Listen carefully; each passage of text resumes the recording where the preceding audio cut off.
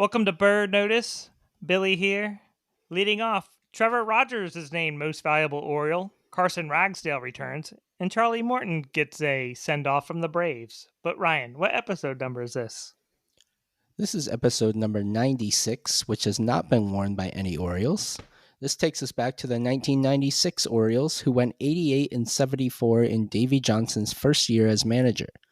The Orioles returned to the postseason for the first time since winning the World Series in 1983, beating top seed Cleveland 3-1 in the division series before losing 4-1 to the Yankees in the ALCS. Before the season, the Orioles added key free agents such as Roberto Alomar, Randy Myers, and BJ Surhoff. Alomar finished second in WAR for position players with 5.3, only trailing Brady Anderson's 6.9. Mike Messina led pitchers with 3.7 WAR, but their starters were bad overall, as Messina led the team with a 4.81 ERA. The Orioles finished fourth in baseball in runs scored, but 20th in runs allowed.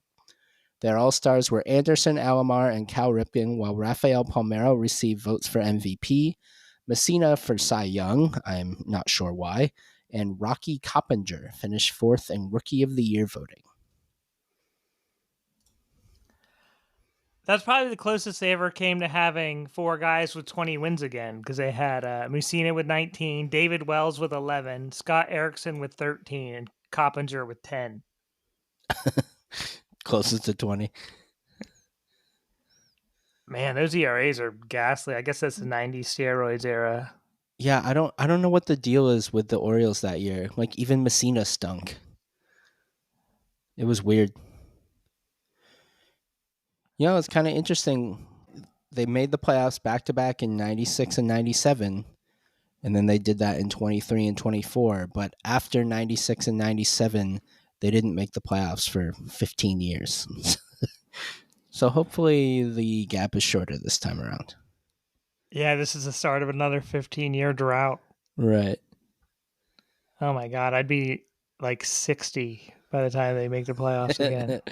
This is a fun bullpen, though.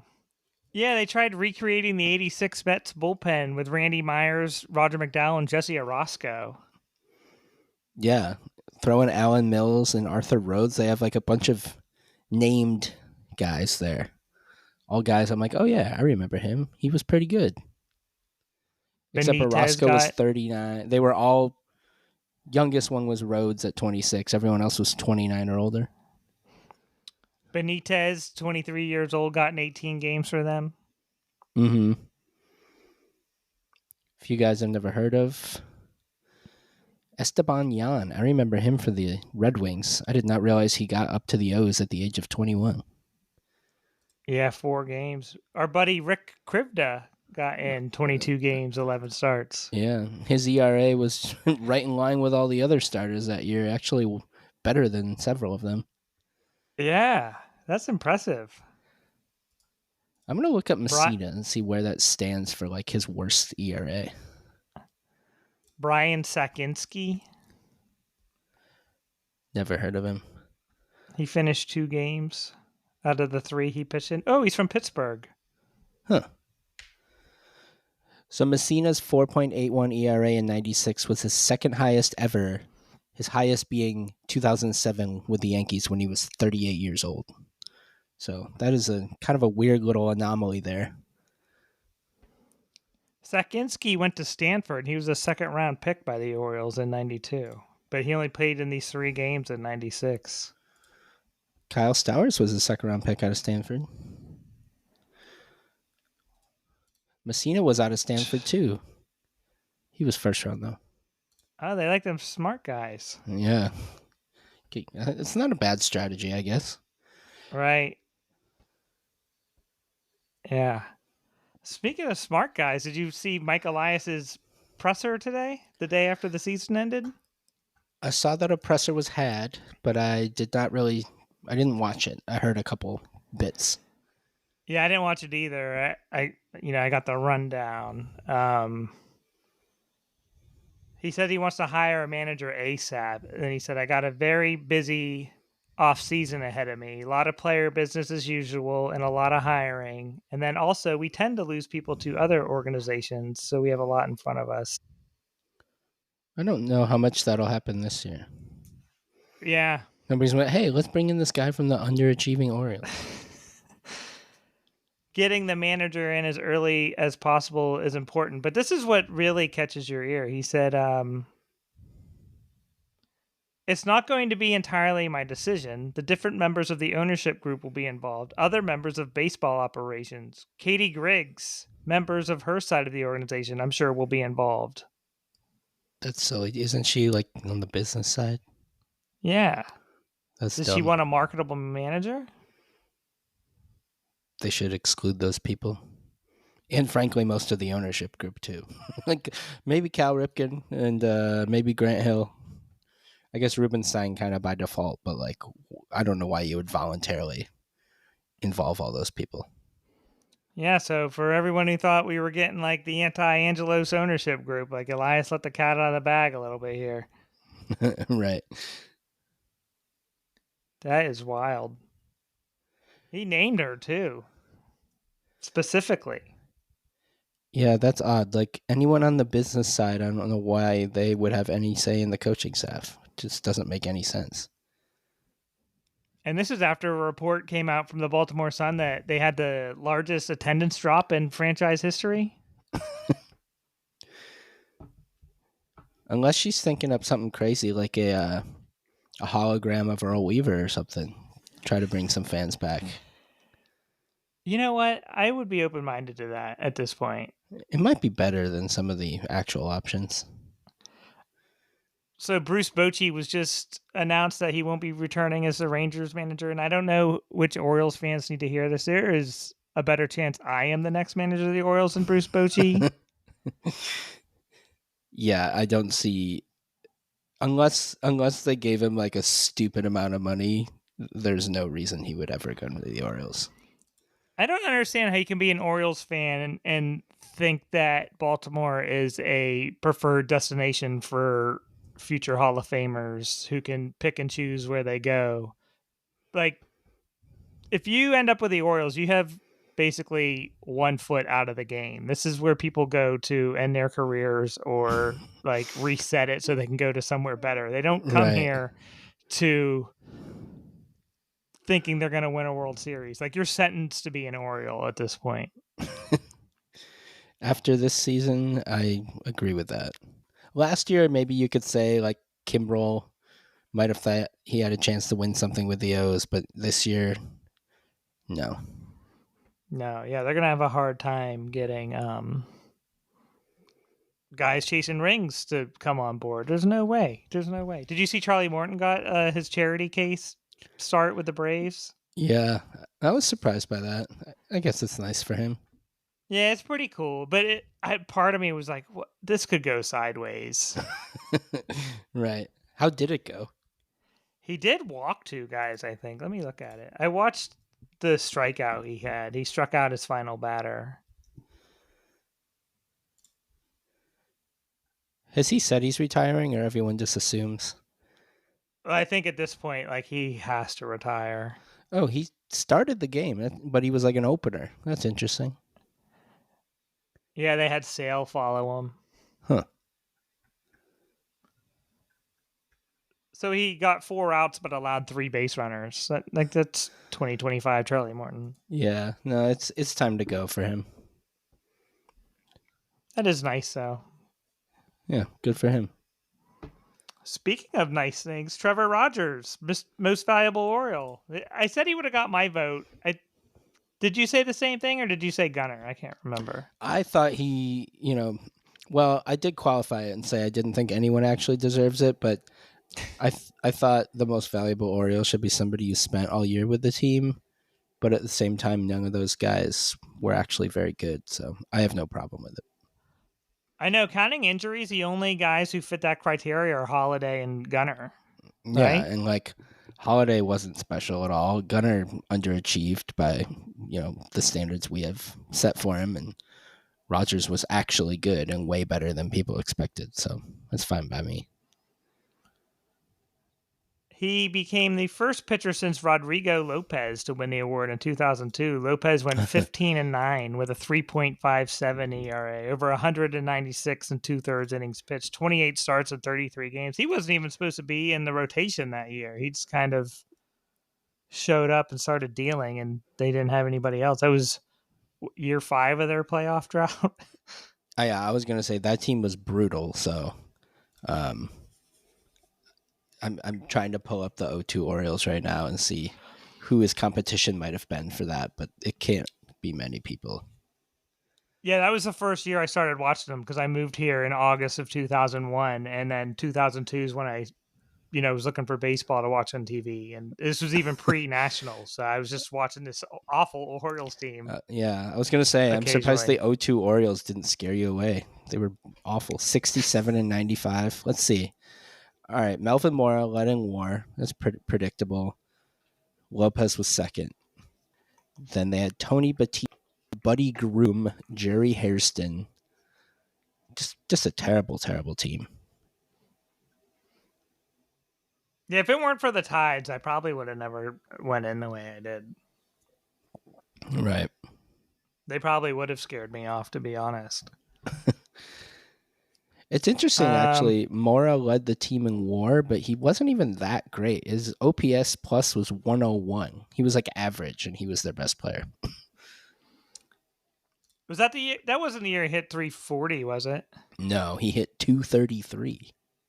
He had to have won Most Valuable Oriole the year he hit 340, I think. I would imagine. That was what year? A couple years after this?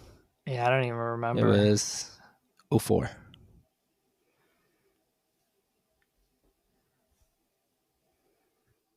I didn't see it anywhere, but I saw your Blue Sky post that Trevor Rogers made some comments that he got coaching from a guy he knew from Miami. Oh, yeah. During one of the Rays games, they had him mic'd up in the dugout and they were just talking to him. And he didn't say coaching from the Miami guy, but he said he talked to an old coach he had that had some connections and like sounded like he got him in touch with people for his off-season work. And it just seemed like another example of players on the Orioles going to outside resources and not the actual Orioles coaches, which I don't think is a good sign. Yeah, that's a bad sign. I guess that goes into what Elias was saying. He's got some hiring to do. And firing, if that's what you're implying. Dylan Carlson and Tony Manzolino also received votes for Most Valuable Oriole. Like at that point, just give us a vote. Like, what is this shammery? Dylan Carlson, Tony Manzolino. I mean, I feel like it doesn't have to go to a player.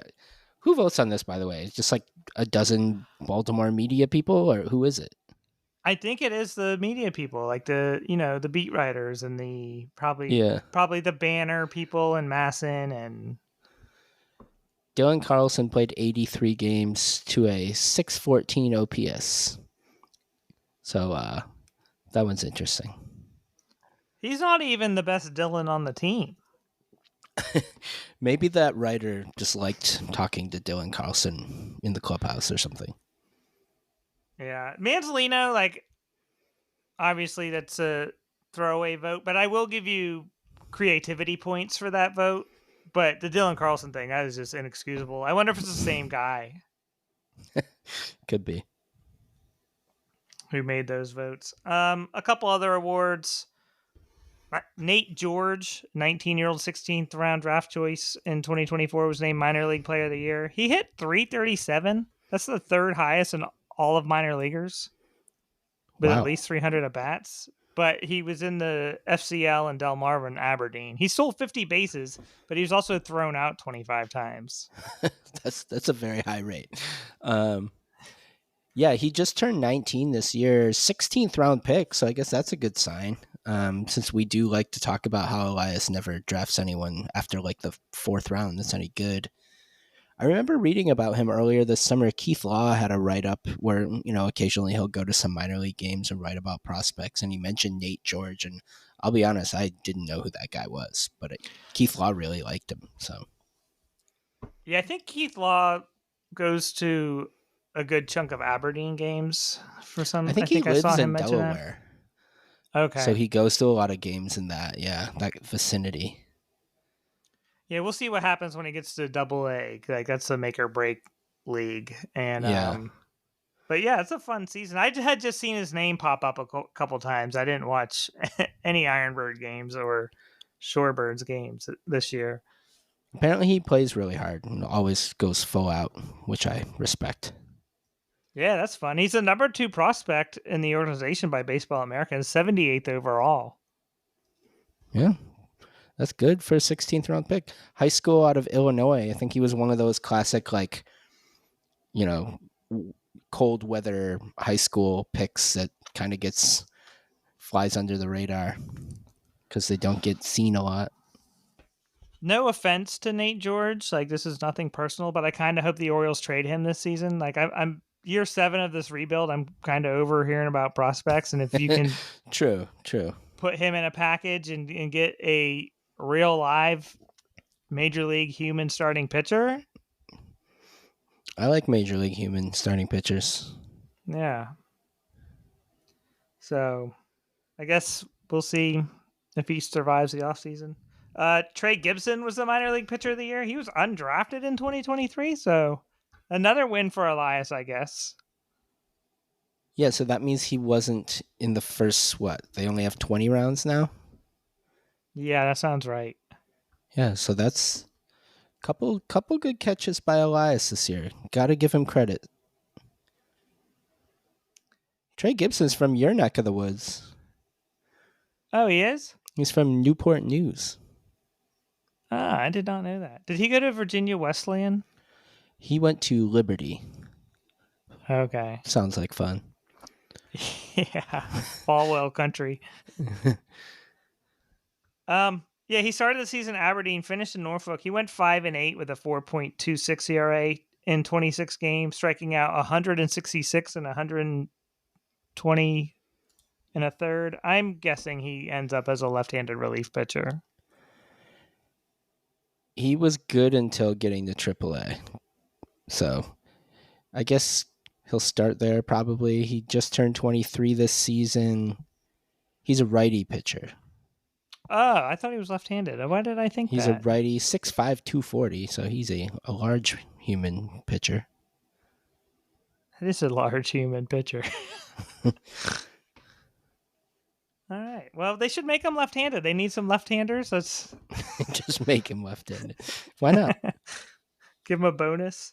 And then this was a fun one. This was probably my favorite award that was awarded. This is Dylan Beavers was named International League MVP. I did not see that coming. This was not a good year for the Tides. I was surprised by that too, and I actually went and tried to look up some stats to see how he compared to other guys, because I figured there's got to be dudes who played way more games than he did at AAA. Yeah, I have his stats here. I didn't look up anyone else's, but he played 94 games. He slashed 304, 420, 515, 14 homers, 51 RBI. And yeah, the last Tide to do this was Ryan Mountcastle in 2019. So Dylan Beavers is some rare air. Yeah, it's weird to me though, looking at. So there's a guy named Jose Rojas who played for Scranton, played 124 games, 32 homers, 105 RBIs, 15 steals, a 978 OPS. Like, how's that guy not the MVP over Dylan Beavers? That doesn't make sense to me. How many games did Scranton win? I don't know, but like you said, Norfolk wasn't good, so it's not like that went into the equation. They got hot late, but I don't even know if Beavers was there by the time they started winning.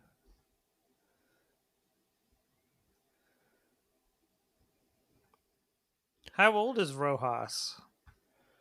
I mean, probably old if he put up those numbers and played all year in AAA. Scranton was way better. They finished 49 and 26. Norfolk finished 33 and 41 in the second half. Yeah, Beavers hit 18 homers with 51 RBIs and a 935 OPS. So this guy beat him in all of those. Played more games. I don't understand it, but whatever. Good for him. Hey, that Norfolk media was putting out the, ramping up votes for Dylan Beavers, I guess. Right, I guess so. Yeah, hats off to Dylan Beavers, even though I don't know. We're not sure why he won, but We didn't even look very hard, and you found a guy that quick. well, he's just at the top. Like I'm on the MLB page, and they have the MILB stats. He's the home run leader. I can't sort the columns because it's like freezing on me, but it looks like he's also the RBI leader and had a 978 OPS. I just scrolling through these top 24 guys, I don't see anyone higher than him. So Yeah, Scranton had a plus 97 run differential. That's 43 more than the second place team. that's odd. Yeah, no, we'll take it. That's it. Do you want to do these last week of game recaps? Let's do it. Let's knock him out. Yeah, it felt pointless, but we got to finish what we started. Yeah, you can't get this far and not complete it.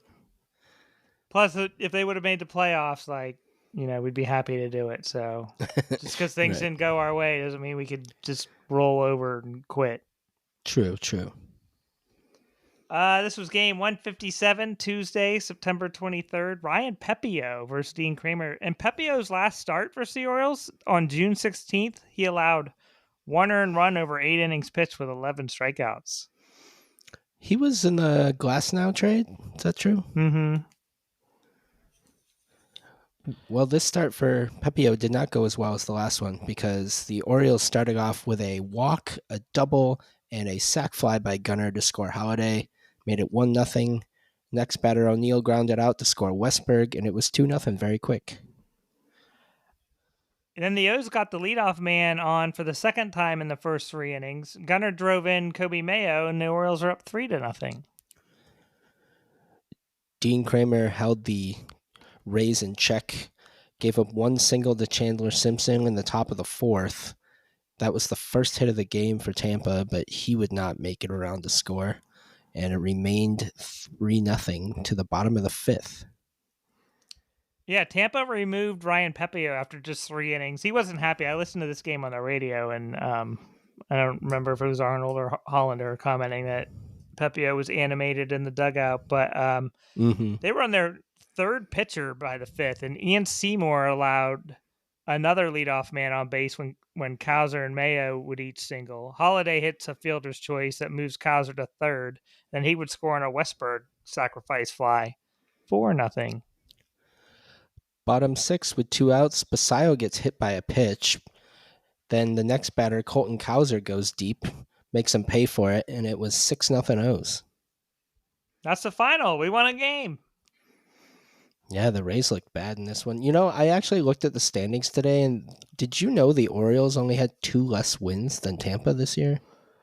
Yeah, Orioles finished 75 and 87, and Tampa 77, and yeah, 85. It's not good for either franchise. Like, they can't keep up with the Torontos, Bostons, and New Yorks again. I was surprised. I just kind of see the Rays as a better team, and when I saw this final standings, I was like, whoa, they actually were kind of crappy. Yeah, it'd be interesting to see what happens next season with each team. Like, the bottom might fall out of both, or they might both contend for a wild card. Like, it's a wide range of outcomes. Or the Rays will contend for a wild card, and the bottom will fall out of the Orioles. That's true. 3 stars. Dean Kramer. He would improve to 11-10 with his 1 hit over 6 1/3 shutout. He was approaching a career high in innings. I guess we can get to that later. 11 starts in his career versus Tampa. He is 5-1 with a 1.64 ERA. That's impressive. Yeah, he's a Rays killer. Cowser, second star, 2 for 4, 2 runs, 2 RBI. He got his average up over 200 for one day anyway. Good for him. And the third star goes to the grounds crew. They got the field ready after a 1 hour and 11-minute rain delay. Oh, was this the Cowser home run that the girl in center field with the Cowser hat on caught it?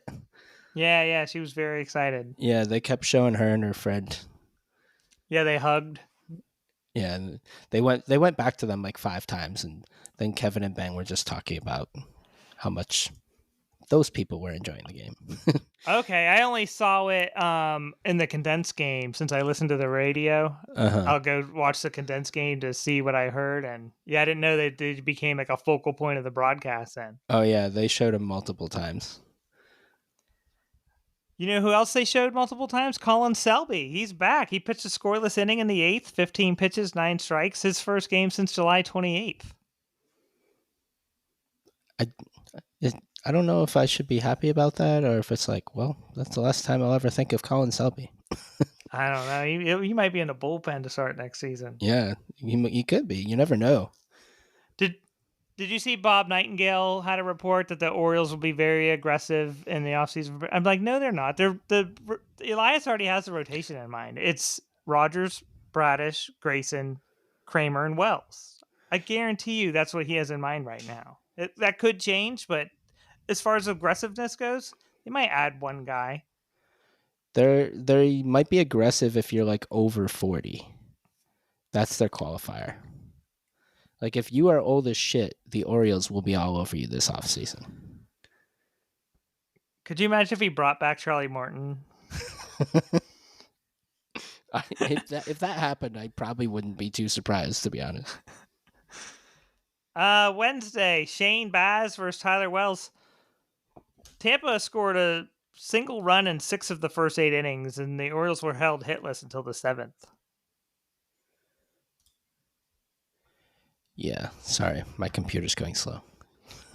This one's basically skippable. Like Chandler Simpson led off the game with a single. He would score from first on a Brandon Lowe double. Palacios led off the second with a double. He would score on a Fiducia double. Brandon Lowe hits his 31st homer with Palacio on base in the third off of Wells. It makes it 3-0. And basically, that just happened every inning for the rest of the game. Yeah, Shane Baz no hit them through 4 innings, but he was only at 49 pitches. But I think he's been hurt. He was hurt. I think he missed like all of last year and also got hurt this year too. So maybe they were like, you know what? We're getting you. We're taking you out while we're in a good spot. Yeah, they did that to Pepio the day before. They have their own Grayson Rodriguez problem with Shane McClanahan, who can't get healthy. He missed the entire season after being slated to return, earlier at some point. That's a good point. Dietrich Enns allowed an unearned run in the 4th, and Tyler O'Neill made an error. Simpson would score in another unearned run in the 7th on a Beavers error. And then Mangum would homer off the first pitch from Jose Castillo to lead off the 8th. That's Tampa's 6 runs.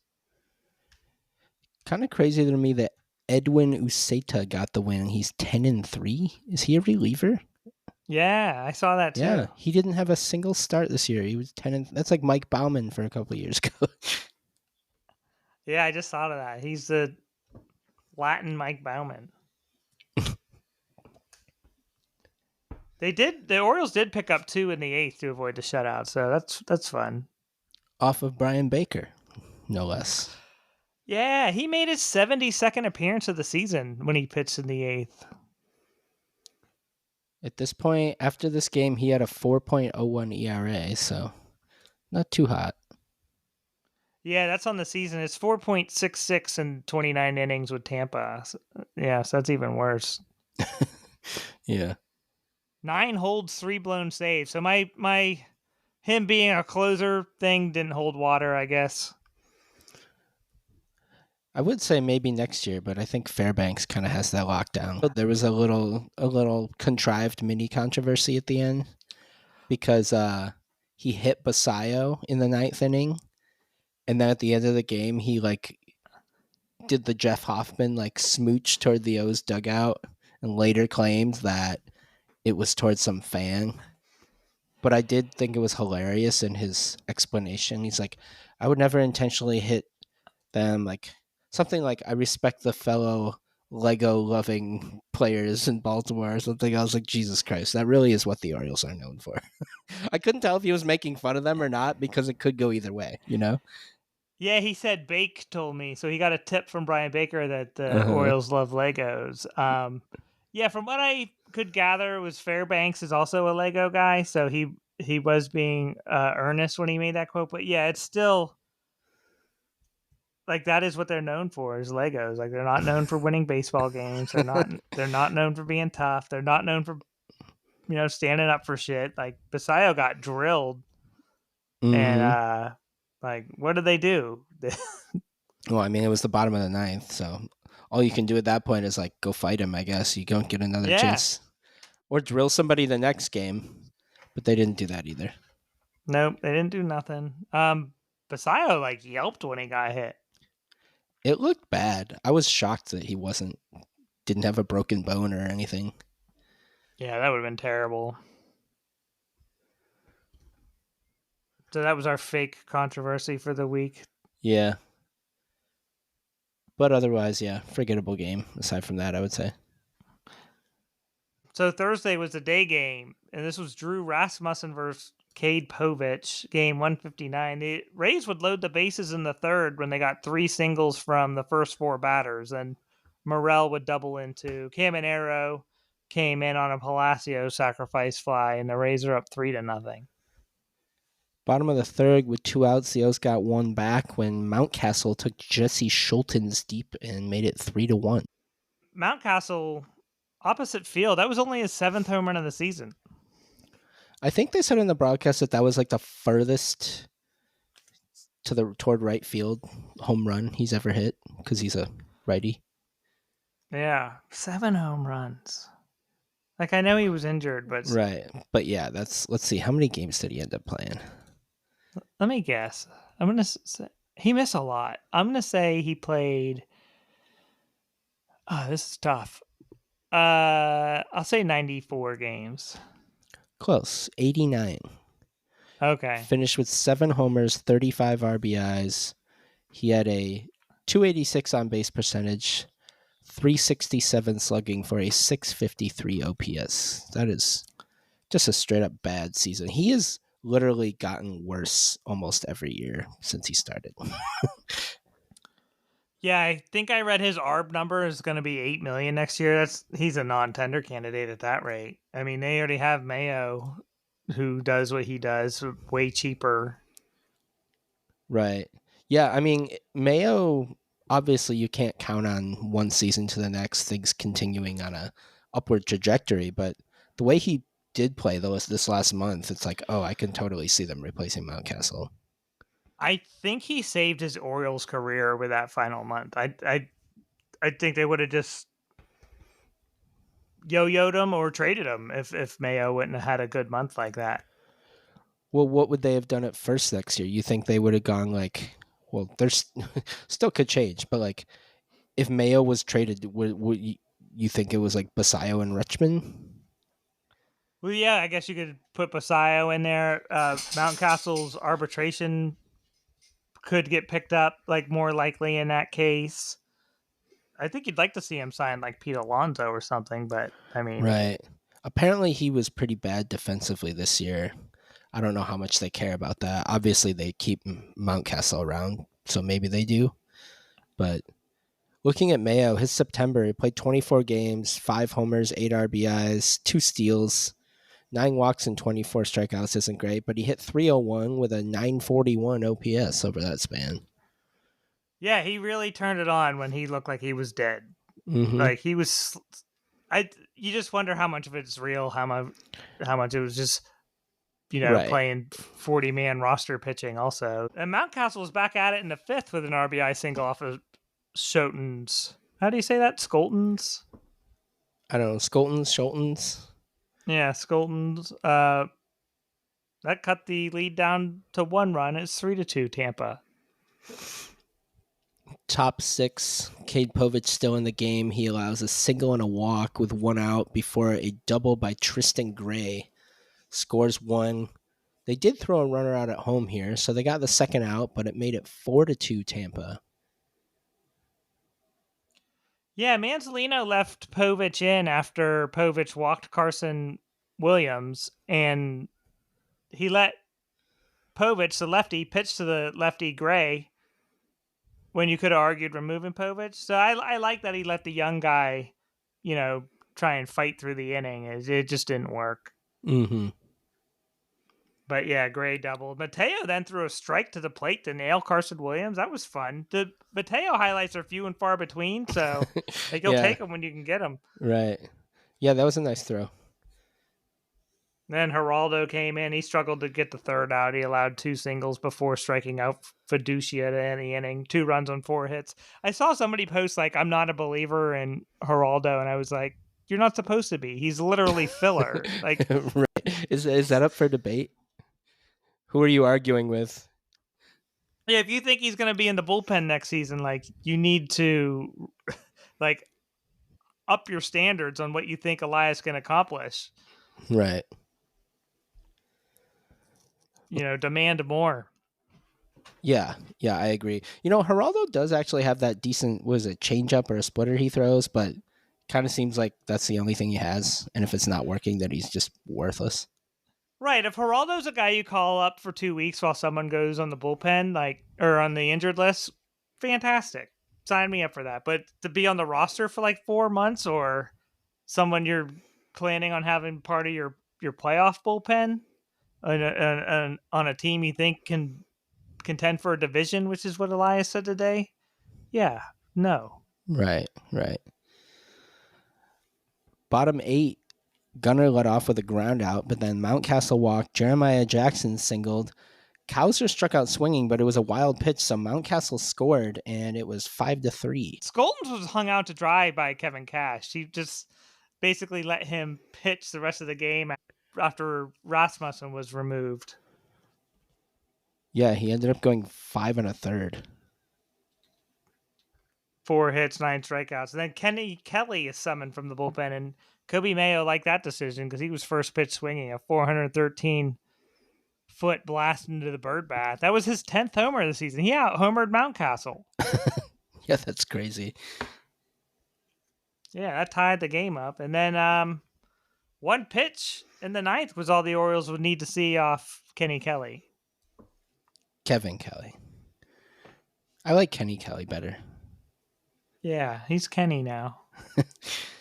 Yeah, Beavers swung at the first pitch, led off the inning, and that was all it took. Home run, walk-off. Beavers involved in at least a couple walk-offs in his relatively short time with the O's. Yeah, that's what I was going to say. They didn't show any fight until Beavers, Basayo, and Jeremiah Jackson showed up. And that's bad. Like, these guys weren't even supposed to be on the team, and they played major roles down the stretch, and without them, they probably would have lost 5 more games. Right. Beavers bat leadoff in this game, too. Yeah, he earned it. Rico Garcia in the 8th, he loaded the bases with 3 consecutive singles, and then he would strike out the next 2 before getting Fiducia to line out. Rico Garcia is like a pain pig, and he's at his best when he loads the bases up. Yeah, that was like a Houdini act there. That's like the 3rd time he's done that in the last 3 weeks, where he just gets out of a bases loaded jam with no outs. Right. Even though Rasmussen only pitched 5 2/3 combined in his last 2 starts, Rasmussen has a franchise record for 17 straight starts allowing 5 hits or fewer. Does that count? I don't know. And the loss would clinch the Rays' 2nd straight losing season. And the Orioles win the season series 7-6. And since 2022, the Rays are 1-7-1 at Camden Yards in series play. Ouch. That's surprising. Yeah.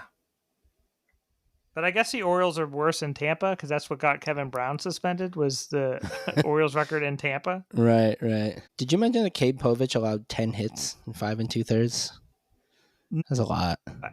Yeah, he didn't get a star either. I did miss that then. That is a lot.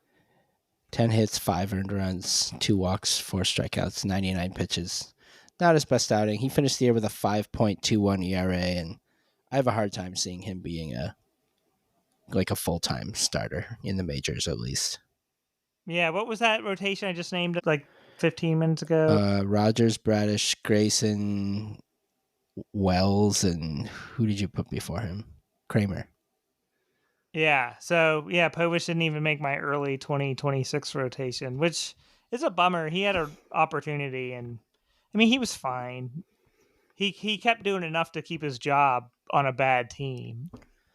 Well, that's the thing. If your aim is to be a good team, you don't want to have Cade Povich in your rotation. I don't think he would work in the bullpen either. He gives up too many hits and walks too many guys and Yeah, he throws too doesn't many have the pitches. stuff for it, I don't think. No, yeah. I was thinking at the end of the episode, wondering if we should do player grades or not, and I was like, what's the point? Yeah, they're all bad. They're all bad, and we've just been shitting on these guys all year. Like, if we really going to surprise anybody, Right. give out some good grades here. But yeah, what grade would you give Povich? Compared to my expectations with him, because they weren't high, maybe like a C. I don't know. Like, I was thinking C not a minus. failure, but not like, yeah. Yeah, just he's like the pitching version of Kobe Mayo. I would put the potential upside of Kobe Mayo much higher than Povich. I gave the first star to Beavers for the walk-off. Then the second star to Mountcastle. He was great in this game. 2 for 3, 2 runs, 2 RBI, the home run. The Orioles struck out 13 times. He was the only starter who did not strike out. Cool. Yeah, he had a good game, though. He deserves accolades for that one. The only other Oriole not to strike out was Adley, who hit a pitch hit triple. Right. He pitch hit for Alex Jackson, who went over 3 with 3 strikeouts. And then the third star I gave to Tampa Bay first baseman Bob Seymour. He was 2 for 4 with a run scored and RBI in this game. But when he was called up last month, he became the first Bob to appear in a major league game since Bob Howry in 2010. He's one of the guys in AAA who had way better numbers than Beavers throughout the season. How old is he? Is he a legit prospect, or is he like one of those 27, 28-year-old guys? Yeah, he's going to turn 27 in a few days, actually. So I would say not really. Yeah, I wouldn't think so. Sometimes those guys can hang on, though. It's true. You never know when they'll. That reminds me of remember Garrett Jones, who was in the league for a bit? He was in Rochester for like too long because Justin Morneau was ahead of him in Minnesota, and he eventually got his chance and actually stuck in the majors for a while and had a couple decent seasons. So you never know. Maybe he'll be a Garrett Jones type. Was he with the Pirates or the Rockies? He was Pirates, Twins, Marlins, I think. There was a Garrett with the Rockies. I think I'm thinking of Garrett Atkins. Garrett Atkins was a third baseman. Yeah, Garrett Jones played for Minnesota, Pittsburgh, Miami, and the Yankees at the end. Yeah, Garrett Jones. So Bob Seymour might be in a good spot to carve out a role with Tampa. There's been some Roberts and Bobbies, but no Bobs. Yeah, that's interesting. When did you say the last time it was? 2010. Huh. Bob Howry. You did say who it was. All right. I remember that guy, actually. I remember the name. Couldn't tell you anything about White him. Sox. Yeah, we had Bobless baseball for 15 years. And then this brings us to the funnest series of the season, the 3-game series against the Yankees to close things out. And nobody saw a 3-game sweep happening. No, not us. We're optimistic. I knew that was going to be a sweep from Thursday during the game. I was like, they're so getting swept this weekend. The only thing that really surprised me was that Rogers was bad, but it had to end sometime. Yeah, he walked Cody Bellinger on 4 pitches, and then Giancarlo Stanton would make him pay for that with the first of his 2 home runs in this game. It was the Yankees' 48th first inning homer of the season, which broke the Braves' 2023 record. Hmm. The O's did actually have the lead at one point in this game, and that was because in the top of the third with 2 outs, Mayo singled, Halladay walked, and then Jordan Westberg went deep off Will Warren for a 3-run homer, and they were up 3-2 for like 20 minutes. Yeah, the fun didn't last long. Rogers struggled into the third. He would walk the leadoff man Caballero. Judge hit his 50th career homer versus the Orioles. And Bellinger walked again, followed by a Stanton 2-run homer. 6-3 Yankees. O's got one on a solo shot by Tyler O'Neill, but it didn't matter. They were down 6-4 in the top of the 6th. Yankees would add 2 more, and that was a ball game. Yeah, that was O'Neill's first homer since August 4th, his 9th of the season. He is useless. Yeah, that was a bad year from him. Like, just total worst case scenario from Tyler O'Neill. Right.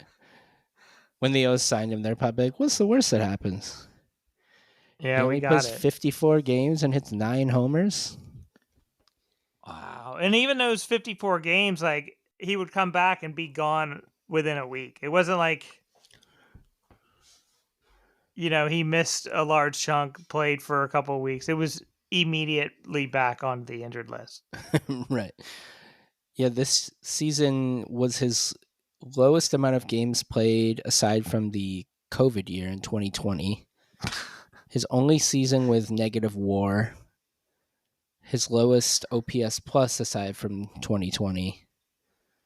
Just very bad. Yeah. The Orioles had a missed opportunity in the 6th when they were down 3 with 2 on with Adley Rutschman up, but he flew out off of Fernando Cruz to end the inning. They also had 2 on with no outs in the 9th before the next 3 hitters were retired in order. So they had a couple chances here. Yeah, this was a classic case of one team having nothing to play for, and it was very obvious. Yeah, 3 stars. Gunnar stole a base to become the youngest player in team history with 30 stolen bases. That's fun. Westberg 3 for 5 with the 3 RBI on the home run, and then the first I gave to Trevor Rogers just because, like, what a run! It might be over. Like, the rookie of the year elbow thing might have happened to him, and it's fitting that came in his last start of the season. Right. Yeah, we'll see if that will ever manifest again or if this was like Linsanity. Linsanity. That was the exact phrase I was just getting ready to say. That was hats off to Rogers. That was fun. Yeah, Saturday. So we got the stolen mailbag. Okay. This is from Daniel Forte. He says, will the Orioles make an effort to bring back Tomoyuki Sagano?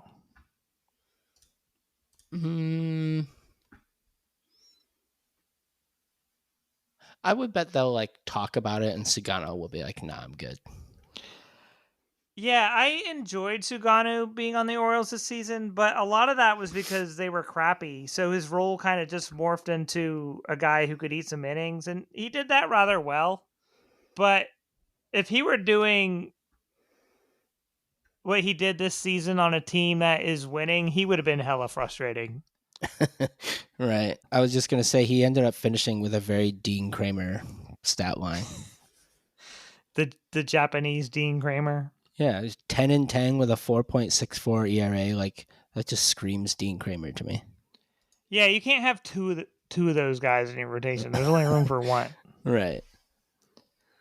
Yeah, like it was a cool experiment, but I'd like someone with some more upside, Hopefully he at least enjoyed his time and can be like, hey, other Japanese players, don't forget the Orioles. Try them. I will not be surprised if he goes back to Japan because he's almost too old and too expensive for the bad teams, but he's also not good enough for the good teams. Yeah. I don't know. Maybe I feel like a lot of the Japanese guys like playing on the West Coast because it's just closer. and there's more Japanese population, like maybe the Angels will give him $10 million. Like, what do they have to lose? I was gonna say his Angels written all over him after you said that. They need pitching too, as always. Now that the Mariners made the playoffs, they officially have the longest playoff drought, Oh. which is crazy because they've had Trout his whole career and have had no team around him, and he's gotten hurt a million times. Yeah, when they won that World Series in what year was that? 03 or 02? Somewhere around there. Yeah, I think it was 02. I think the Marlins was 03. Yeah, I you're thought right. they were Right. on the beginning of like an extended run as a premier franchise. Artie Moreno had just bought the team, I think, so it looked like they got this new owner who's invested and willing to spend, and Mike Scioscia's the manager, and it just fell apart so fast. It makes you wonder if they ever would have actually been good had they not given out those Hamilton, Pujols, and Rendon contracts. C.J. Wilson too was a debacle. I forgot about him.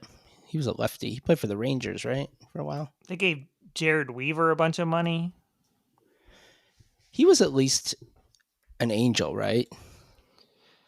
Yeah, it's like even a bad pitching contract, if they just eat innings, it still kind of pays for itself. So I don't remember if Jared Weaver stayed healthy or not, but you can almost excuse a bad pitching contract more than like a Pujols or Hamilton contract.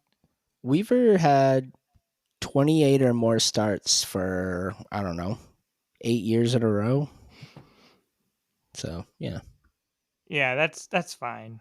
Like at that point, you're just paying for innings, which is a commodity.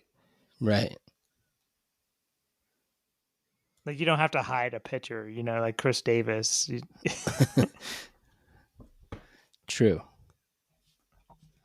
But yeah, this was Sugano versus Cam Schlitter. Sugano in 9 starts for CAL East, 2-3 with a 5.10 ERA, and 3 starts versus the Yankees. He has a 5.40 ERA. That lined up with this game then. Yeah, he served up 3 homers to the first 7 batters. And that was kind of all she wrote. That's all they needed. Yeah, Judge's 53rd. Grant Wolfram looked stupid in the 5th. He walked his first 2 batters. Judge and Bellinger then drove them in. Mayo would homer to avoid the shutout, so I guess that's good. Yep, Sugano ended up going 4 1/3 with 5 hits, 4 earned runs. Cam Schlittler came out of nowhere, had a good year. Good name also. I mean, sounds a little bit too much like a certain former dictator, but I was thinking of the beer Schlitz. oh, I was just thinking of Hitler. If my name sounded even remotely close to that, I'd find something else. Yeah, if Hitler had a good curveball, someone would give him a chance. They probably would. We'll overlook anything in this country if you're a good athlete. Uh-huh. Yeah, I did my own research on this one. Stanton has emerged as an Oriole killer this season. 8 for 24. 4 of those 8 hits were home runs. He's slugging .875 against Baltimore pitching.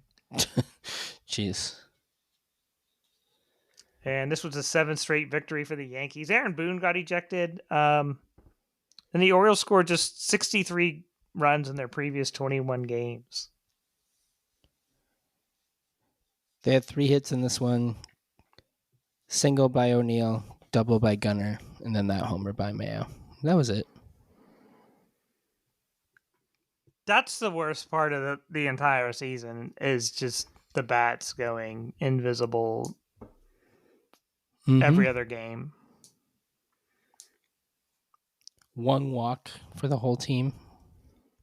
Like, that's worse than the shitty pitching, the bad idea of signing old guys to be pitchers. That's worse than the injuries. Just every other game, they almost got no hit. It does seem that way.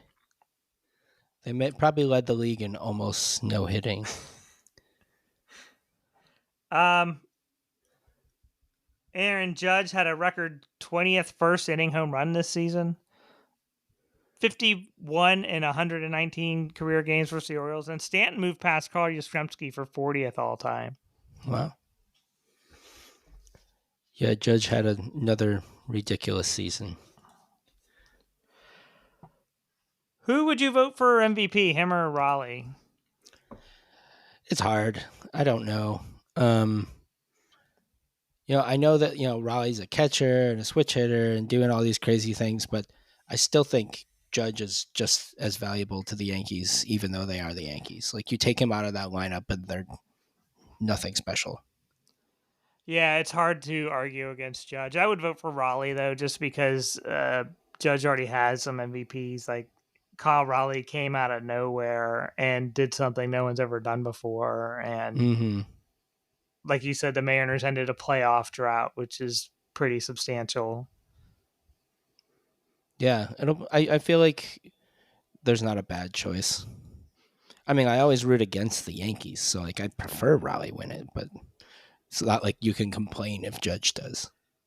If I had to bet who would win it, I would bet on Judge, but Yeah. my vote would be for Raleigh. Judge did lead the league he led the league in runs, walks, batting average, on base, slugging, OPS plus, like total bases, intentional walks. It's kind of like a Barry Bonds type season that he had this year, and it's like not as good as last year. Yeah, going like through the week, I would hear this topic come up. I'd be like, it's Raleigh, it's Raleigh, it's Raleigh. Then I did look at Judge's numbers, and I was like, oh shit, they're way better than I imagined. Yeah, just ridiculous. Um, then we bring our season to its merciful end on Sunday, game 162. Thankfully, honestly, Bradish versus Luis Heel. Bradish got Trent Grisham to strike out, leading off the bottom of the first, but then Ben Rice, lefty, took Bradish deep, and the Yankees were up 1-0. Yeah, that was Bradish's third home run allowed in 6 starts. That's pretty good. And then Heel was really good until the 4th, when in a span of 6 pitches, he served up back-to-back jacks to Westberg and Gunnar. That was 769 combined feet of long balls, and Gunner's first home run in 31 games. Man, I thought he forgot how to do that. What if at the end of the year, like, he just was like, yeah, I was trying to hit doubles this year. I figured all those other guys who don't hit homers were going to pick up the slack. Yeah. We get 3 straight New York singles from Judge, Bellinger, and Stanton to start the 4th, and that would tie the game up at 2. Yeah, what's fun about that is that Bradish then got the next 3 batters to strike out swinging. So it's like 3 bad at bats for him, 3 good at bats for him. Him and Heel had similar seasons in that they both joined their teams late and did pretty well in their comebacks. I thought Heel was headed for Tommy John when his story broke in spring. So he missed like the whole season, but didn't get any surgery or anything? Yeah. Wow. He came back a little ahead of Bradish. Okay. I'm not exactly sure when, but I saw he threw like, I don't know, 30 more innings in Bradish or something. Now, this was interesting. Bradish lasted 4 innings. Aiken pitched the 5th. Then Dean Kramer came out of the bullpen and got an inning and a third. Yeah, he tied his career high in innings, and then they removed him. Do you think there was like some bonus in his contract that they wanted to get him? Obviously not the front office, but like the team was like, hey man, go pitch an inning. I have no clue why they did that. Yeah, I didn't think about the bonus aspect of it, but that'd be weird if his bonus was past your career high in innings. But he didn't pass it. He just tied it. 100 and... I'm just trying to think of a reason why you would do that, and I can't think of one. Yeah, I don't know. But it seems calculated for sure. Right. Game was still 2-2 until the bottom of the 8th. Rico Garcia came in. He had finished the 7th and got 2 strikeouts, but this time facing Ben Rice, he gave up his second home run of the game for Rice, and that made it 3-2 Yankees, and that iced the game and the series and the sweep. And the season. And the season. Yeah, that was the 26th home run of the season for Ben Rice. The Yankees have 5 players with 25 or more home runs this season. Wow. That's the thing with the Yankees. Like Ben Rice, Trent Grisham, like these guys shouldn't be good, but they always have a couple guys every year kind of come out of nowhere and have good seasons. Yeah, New York brings out the best in some guys and eats some guys alive. Mm-hmm. Yeah. Bednar would pitch the ninth for his 27th save of the season. He had 10 with the Yankees, 17 with the Pirates. He was a 35th round draft pick in 2016 by the Padres. It's an impressive climb. Yeah, he's a Pittsburgh guy. The Orioles went 2 for 39 with runners in scoring position in these past two series against the Yankees. Very nice. It's about on par. 65 runs in their previous 22 games. It's almost 3 a game. And then Kowser and O'Neill both finished the season below the Mendoza line. That's 2/3 of your projected starting outfield when the season started. That's a good point. Yeah, that's really bad. Um, both on base percentage under 300 as well. That's the thing. Like these are positions where you need to get offense, and neither of them have defense that is like good enough to make up for that. I know O'Neill and Kowser are both good defenders. Some some good, some bad. Um, but you Capable, can't be yeah. that bad at hitting when you're only that good at fielding. You know. Right, and then like does Tyler O'Neill almost wash out Kowser? Because you can't have two guys doing that. But you also can't have like O'Neill's here. Like he's making too much money. Like they have to play him. Kowser, I'm not saying that they would do this, but they could if they wanted to send him back to the minors while they upgraded an outfield position. Because Right. Kowser really kind of shit on himself this season. He was pissed. Well, the thing that bothers me most with him is that all his injuries are his own fault. You know, it's not like somebody threw a pitch at him, he tried to get out of the way, and it hit him on the hand, or, he turned his ankle running around the base. Well, that would kind of be his fault too. He didn't like run into somebody. It's just like head first slide in the first. Broken ribs they came out with like this week, saying he had a couple broken ribs from running into the wall. He concussed himself a different time running into the wall. It wasn't even the same play. Like, get your shit together. Yeah, he just wasn't major league quality this year. And it's like a discredit to the Orioles that he just was like Dylan Beavers embarrassed him basically. Like Dylan Beavers came in and like leapfrogged him as a guy for next year pretty much. Right. Yeah, I don't know. I know fans like him, but I've never been a big Kowser guy. I did like that McDonald brought up at one point this week about a throw that Kowser made that was a good throw, and he's like, sometimes he can spray it around a bit, but that one was good. I was like, finally somebody admitted that he fucking sucks at throwing. Yeah, and if you go back to last season, he really like I like his ceiling. Like I like him as a player if he can play to his potential, but he's just so far from his potential. Even last year, outside of that like mega April he had, and then another hot stretch at some point in the middle of the season, like if you take that out, he was basically what he was this year. Right. Yeah, I mean he's physically talented. I mean he's athletic, he can run, he hits for power, he can play defense, but like the bat is just not that good. Yeah, he strikes out way too much. Let me see if I can pull out these months he had last year rather quickly. Where would I go? Splits 2024. Okay. In April, he hit 297. This is April 2024. 297. In May, he hit 188. In June, he hit 182. In July, he hit 329. Then August, 234. And September, 232. So if you take out his July and his April, it's not a good season. Right.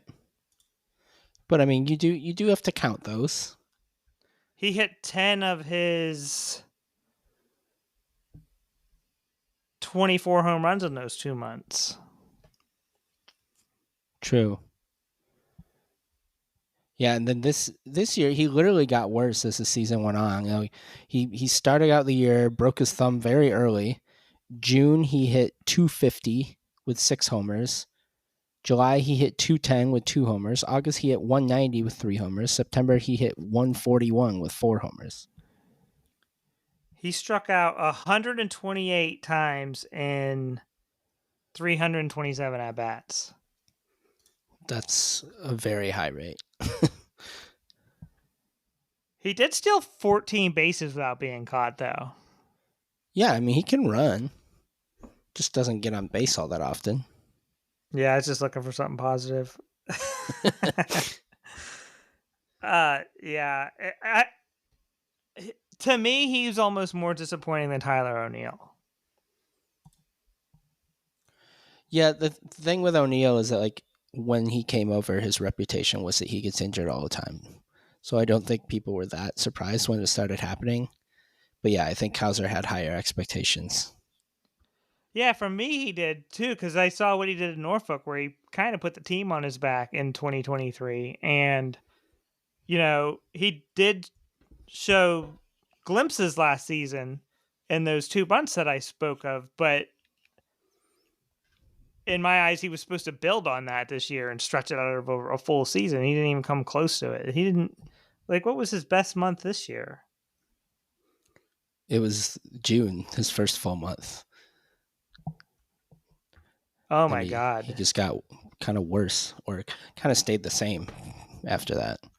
Here's his batting average by month this year: 250 in June, 210 in July, 190 in August, and 141 in September.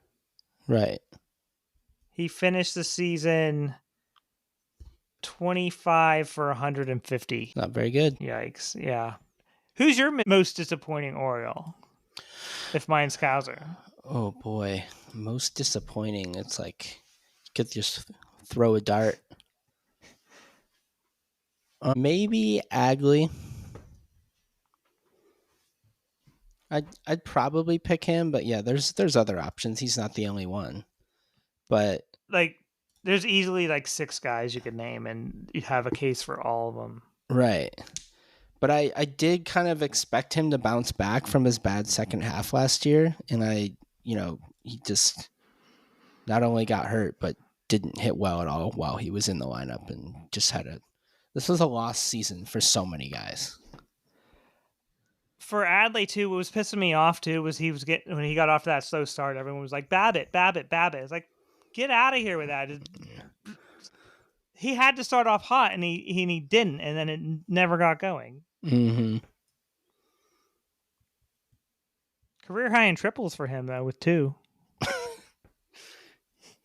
Sweet. Let's see his splits by month. So, he had 97 at bats versus left-handers. He hit 258 versus right-handers. He hit 204. He had a 659 OPS versus right-handers.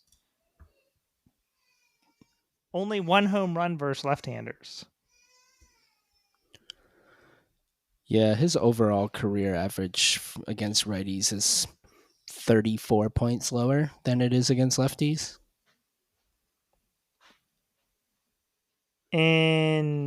From July, August, and September, he had 80 at bats. He hit 1 home run. That's Gunner-esque.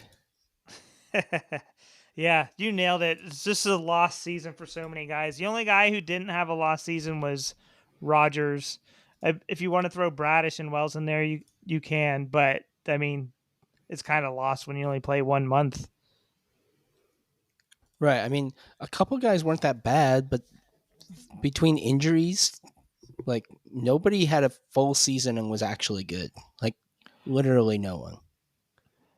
That's why I picked them as a playoff team, was because I thought I saw the vision that Elias had where you could bridge the rotation until Bradish and Wells came back, and I mean, it obviously didn't happen, but Right. Whatever. I'm glad it's over. Grayson had the lostest of all the seasons, I'd say. Oh yeah. Yeah. Not playing at all, of course. future in doubt. They announced he's supposed to start throwing in October. I was like, just in time. Right. It'll get pushed back to November. Yeah. You got a player of the week? Yeah, mine's Dylan Beavers for somehow winning the International League MVP. That's a good one. I went with Mayo because he hit 136 with a 430 OPS in August, and then in September, before the Yankee series, he was 20 for 65, 308, and 930 OPS. Yeah, he actually improved. He's one of the very few late season bright spots. Yeah, he changed the narrative for sure with that final month. And I wonder if it took Manzolino speaking up for them to scrap the third base thing with him, because it seemed like when Manzolino took over is when they stopped entertaining the thought of him being a third baseman. Yeah, I think that's smart, especially with the other options they have between Westberg and maybe Gunner someday or something. Like, they don't need him over there. Even Jeremiah Jackson. Right, right. Yeah. I mean, I literally could have told them he's incapable of being a third baseman just from seeing him in Norfolk. It was just, Yeah. and he was playing there when Hyde was manager. I really do think, man, when they announced Manzolino as manager, he was like, first things first, Mayo's not a third baseman. And Elias was like, hey, you're the manager now. Right, right. I was gonna say no quiz because I couldn't find one, but you said you found one. Yeah, this one I'm going to run. I'm going to ask you. So it is the MLB home run leaders by team career. And I like this. you just name players. I'll tell you when you get one right. All 30 teams, 5 minutes total. Okay. And we'll start. Do you have any questions before? Just simple career home run leader per franchise, right? Yeah. And All I right. guess the Nationals are the Expos. All right. Yep. But it's multiple choice. All right. Okay. Atlanta Braves, 733 homers. Dale Murphy, Eddie Matthews, Chipper Jones, Hank Aaron. That's Hank Aaron. Yep. Yankees, 659. Judge, Gehrig, Ruth, Mantle. Ruth. Correct. Giants, 646. Mel Ott, Barry Bonds, McCovey, or Mays. Willie Mays. Twins, 559. Morneau, Harmon Killebrew. Killebrew. Yes. Phillies, 548. Dell Schmidt. Ennis, Mike Schmidt. Cubs, 545. Billy Williams, Sosa, Banks, or Ron Santo. Ooh. I guess I'll say Sosa, but Ernie Banks was the first name that popped in my head. It is Sosa. You're right. I would have guessed Banks. Red Sox, 521. Ted Williams, Yastrzemski, Jim Rice, Ortiz. This is Ortiz, right? Nope, it was Ted Williams. Ah. Cardinals, 475. Pujols, Musial, Edmonds, or Ken Boyer. Pujols. Nope, it was Stan. Should have gone with your gut. Pirates, 475. Clemente, Kiner, McCutcheon, or Stargell. Kiner. Nope, it was Stargell. All right, we're on question 10. We have 320 left. Astros, 449. Biggio, Altuve, Bagwell, or Berkman. Bagwell. Correct. White Sox, 448. Harold Baines, Paul Konerko, Frank Thomas, Jose Abreu. Frank Thomas. Correct. O's, 431. Powell, Murray, Cal, or Brooks. Cal? Correct. Mariners, 417. Griffey Jr., Edgar Martinez, Jay Buhner, Kyle Seager. What's the number? 417. I'll say Griffey. Correct. Angels, 403. Mike Trout, Brian Downing, don't know who that is. Tim Salmon, Garrett Anderson. I listened to Brian Downing's 1988 Tops podcast recently. I'm going to say Tim Salmon. Nope, it was Trout. Tigers 399, Norm Cash, Kaline, Cabrera, or Greenberg? Greenberg. Kaline. Cincinnati 389, Votto, Perez, Frank Robinson, Johnny Bench.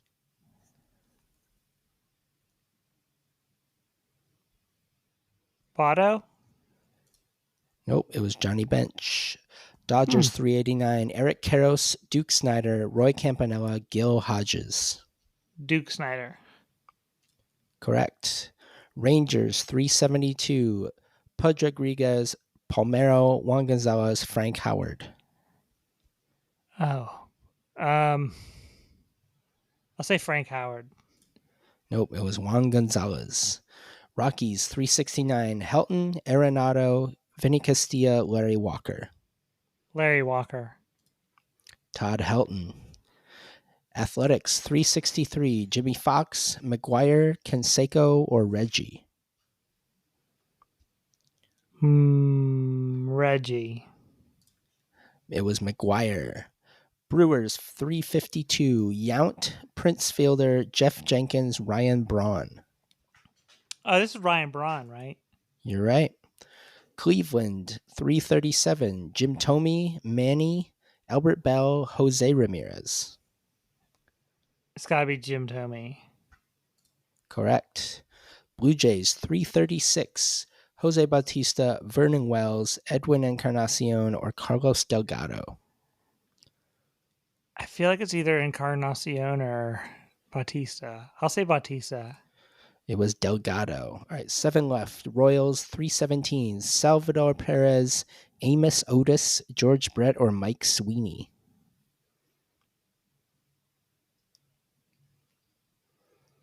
Perez. George Brett. Washington Nationals 284, Andre Dawson, Vlad Guerrero, Ryan Zimmerman, Gary Carter. So one Guerrero. actual National. It is Zimmerman. Marlins 267, Mike Lowell, Giancarlo Stanton, Hanley Ramirez, or Dan Ugla. I'll say Ugla. Nope, it was Stanton. All right, time ran out, but we only have a few left. Mets 264, Darryl Strawberry, Pete Alonso, Mike Piazza, David Wright. This is Alonso. He broke it this year, right? That is correct. Tampa Bay 261, Brandon Lau, Evan Longoria, Carlos Pena, and our favorite human, Aubrey Huff. That was a joke, by the way. He's not our favorite. Former Oriole Aubrey Huff. Who was the second one? Evan Longoria. Yeah, Lau, Longoria, Pena, Huff. I'll go with Longoria. That is correct. D-backs 224, Goldschmidt, Luis Gonzalez, Ketel Marte, or Steve Finley. Goldschmidt.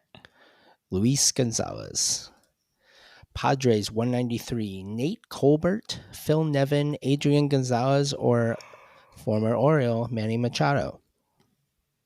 Oh, man. Machado's been there a long time now. Mm-hmm. Gonzalez bounced around. I'll say Machado. That's correct. That's it. So we got 13 out of 30 before we finished, and I think that got us. We got another 2 or 3 after that. I'll take half. Yeah. I definitely missed some ones I shouldn't have missed, but I'll be happy with half. It is hard when you think of like only with the team. Like some of the numbers I was seeing, I was like, hold on. I was like, Hank Aaron hit more than that, but because he had a few with the Brewers and stuff, so it just looks goofy. Yeah, thank God it was multiple choice. I thought I could possibly pull it off before you revealed it was multiple choice, but that would have been a disaster. Dong Notice final standings? Yeah, that's what I was going to say. It was a perfect quiz to pair with Dong Notice. Yeah. You're the reigning champ again. I defended my title. Yeah, by 3. Well, technically like 5, because you had the 2 from opening day. Oh yeah, yeah. I'm not accepting those. Those. But you still won anyway, so it doesn't matter. Where are we at here? It was Oh, it just gave me a bunch of stars when I logged in. It says excellent. First place team Billy. 237, 234. Who was your most disappointing guy? I was just about to ask that question because I know mine is Yordan Alvarez. He barely played this year. He hit 6 home runs. Yeah, he cost you the title, I'd say, if I had to place blame on somebody on your team. Curse him. You could also blame Gunner for only hitting 17. Right. Yeah, all my Orioles Teos, sucked. yeah, Mountcastle only 7. Cowser 16. Like, if he would have hit 20, I think that would have been acceptable for him this year. So the fact that he did get 16, I guess, is acceptable for how bad he was. Right.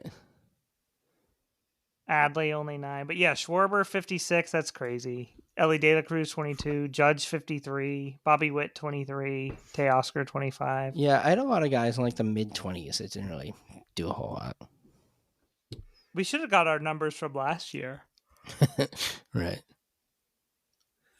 Well, I think we could actually. Tucker 22. He got off to a hot start and then cooled off. Otani 55. Vlad 23. Holiday 17. That's about right where I had him preseason. Soto 43. Jose Ramirez 30. Westberg 17.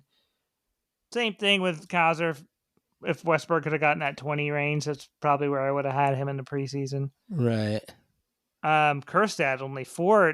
Some weird report on him today that he's dealing with a medical issue, and they really wouldn't comment further on it. So hopefully he's okay. Right. So I pulled up last year. You also won by 3 last year. It was 266 to 263. So we each hit like 30-ish less home runs, but you still won by 3. That's crazy how close that is. Yeah, it is kind of funny how it works. Then Media Corner, I don't have shit. Did you watch anything good? Read anything? Listen to anything? No, I really haven't, actually. Yeah, I didn't do shit. I just watched the Commanders rip my heart out. They looked so bad early on. I flipped it over to the Orioles game. You know things are bleak when you're switching to the Orioles. Yeah, I don't know how the Dolphins won tonight. The Jets are worse than I thought, I guess. Saved their season, but they probably lost Tyreek Hill for the rest of the year. Oh, yeah, he's toast. His knee went completely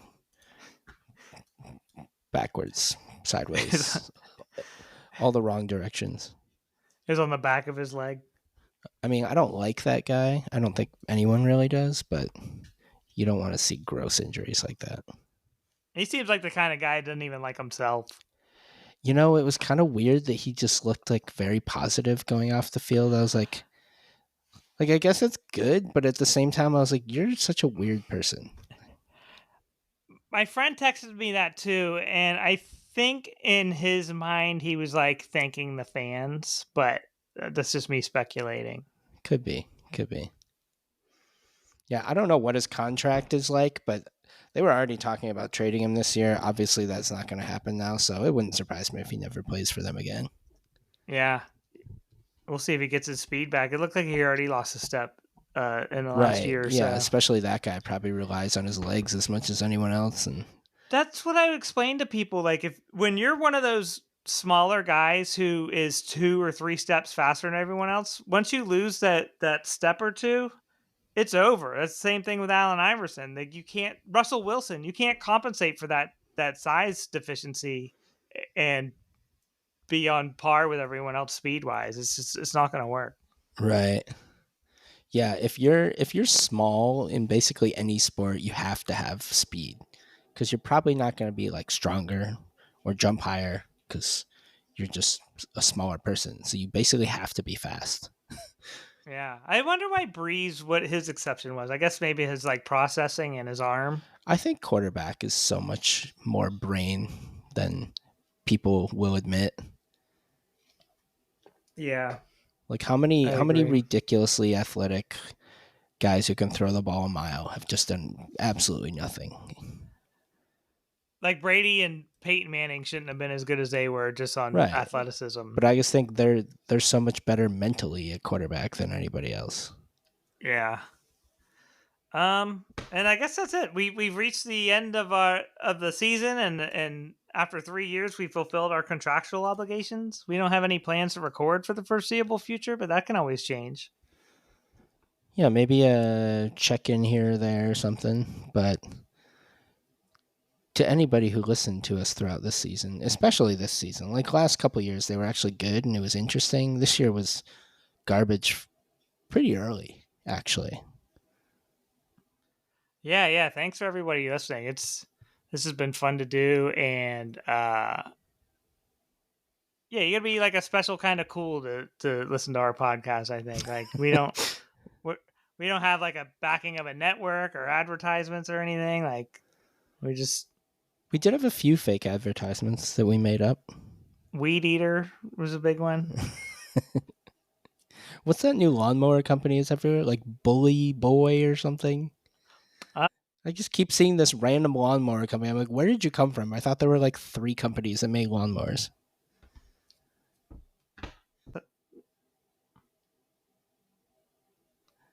Bad Boy, not Bully Boy. I don't know why I thought Bad Boy Mowers. Yeah, they're all over the place now. Maybe not all over the place enough since I didn't remember their name correctly. Is that like P Diddy started a lawn mowing Yeah, company? it's the record label branching out. Death Row Lawnmowers coming next. Oh, yeah, I'd buy a Death Row lawnmower. All right, yeah, thanks for listening, everybody. Take it easy. Yep. Thanks, everyone. Take care. Go O's next year.